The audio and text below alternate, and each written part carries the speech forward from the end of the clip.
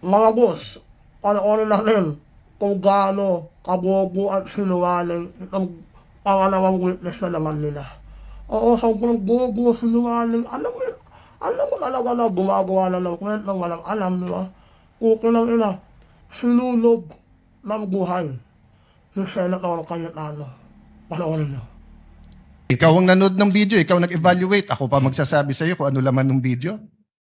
Akala ko ba, tinignan nyo ng mabuti yung video. If you evaluated well the November 23 video, is there any circumstance in that video that you believe that the Vice President made admissions against her interest? Plain ho yung utterance niya doon, Your Honor. Yung nakita lang ho namin, yung utterances niya.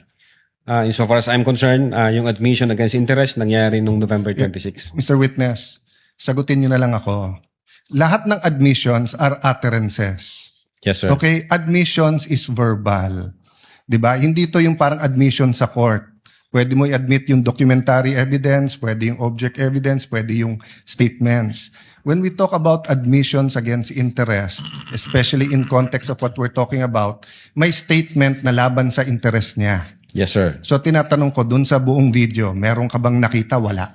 Yes or no lang yun, meron or wala. O meron at wala, hindi yes or no. Kayo nag-evaluate nun eh. Meron o wala? Admissions against her interest.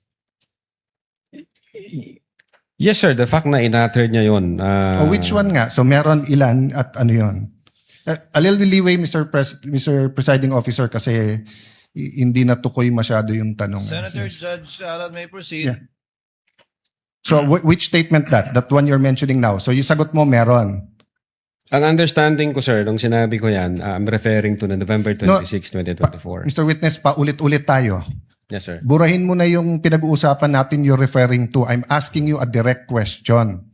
Yes, Sa sir. November 23, meron o wala bang statements na you will consider in your professional as a lawyer and as an NBI agent in charge of investigating this?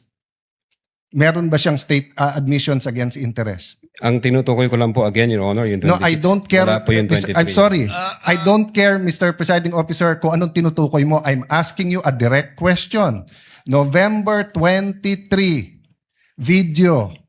Meron o wala siyang admissions against her interest doon? Attorney Lutok, yes, no, I do not know, I do not remember. We're referring to November 23, not 26. I do not know, sir. Ang Oh, you do not nire-refer, know. ang nire-refer ko na... Yeah, don't tell me na. So you do not know. Okay. When she said, kung papatayin ako, may kausap na ako, patayin niyo yung tatlo. Is that an admission against interest? Yes or no? Based on that utterance, sir, yes, I think so. Yes. O kakasabi mo lang kanina, I don't know. Ngayon, yes. O ano pa? Ano pa sa video na yon na admission against interest? Meron o wala? Or I don't know? Yung utterances na yun, sir, Sir, bukod nga doon. to me, sir, yung utterances na yun, that's admission against Sir, interest. klaro na yon. Tinanong ka na ng presiding officer, sagot mo, I don't know. Tinanong kita ng diretso na sa video, biglang you know, biglang sasabihin mo na yun utterance na yon. So ang tanong ko na ngayon, bukod doon, aside from that, Sir, ulitin ko po yung sagot ko. no, you don't need to answer. Yung sinabi ko po na No, I'm admission asking against you, interest. aside from the utterance, the statement, na kung papatayin nila ako, patayin sila, is there any other utterance during in that video that you would consider admission against In so far interest? as I remember, wala na po yun. Wala na, okay. When the Vice President said, yung pinamigay sa DepEd, isn't that an admission against her interest kung may pinamigay? Siya po yung namigay, sir? So, ikaw ang nanood ng video, ikaw nag-evaluate, ako pa magsasabi sa iyo kung ano laman ng video? Akala ko ba, tinignan nyo ng mabuti yung video? Bakit hindi mo alam yung laman ng video? DSW, sir, pwede ko pong tingnan yung sinasabi No, niyo. so you do not know what the alaman ng video? Again, tinignan ko po ang video one time and ang nag-review po ng video yung agent on case. Yes, but you're the agent in charge and you're the one who filed the affidavit. Okay, Yes, sir. next question. Nung sinabing mag-people power, Tapos ang sinabi niya, hindi yun yung solusyon. O kung nag-people power, sino magiging presidente?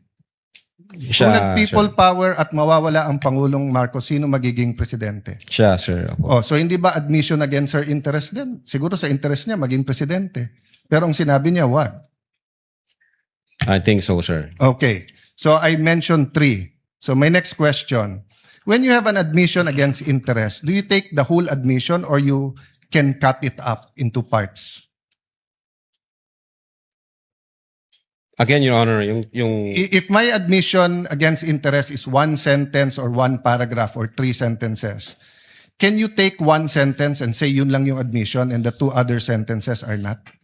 Can you divide I it think up? it should be the whole, sir. The whole sentence. So the whole sentence niya, nung sinabi niyang kung papatayin ako, is pinagbibintangan niya yung 3 na papatayin siya.